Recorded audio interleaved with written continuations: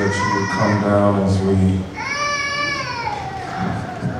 pray over Pastor Maxwell and his wife.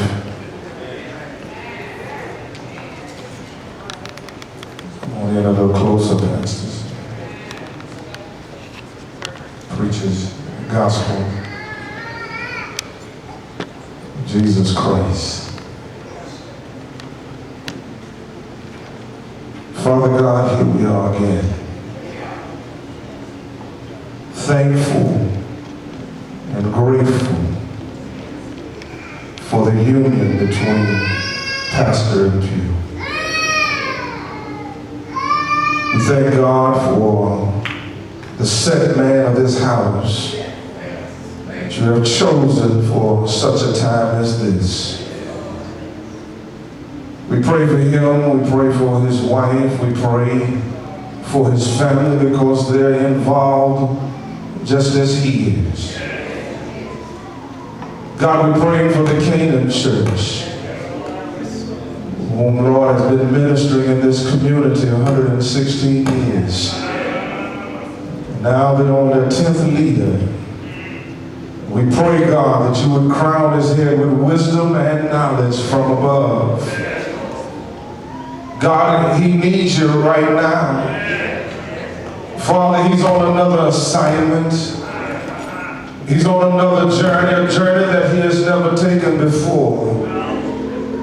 But God, we know that you have the power to come alongside of him. You have the power, Father, to stand him up, and when he stands up, you give him a word to preach to your people. Father, he can run with the gospel because he has gospel to run with.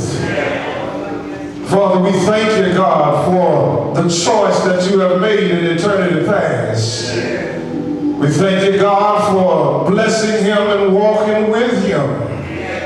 And Father, when he gets weak along the journey, and he will get weak sometime, we pray, Father, that you would strengthen him in his weakness.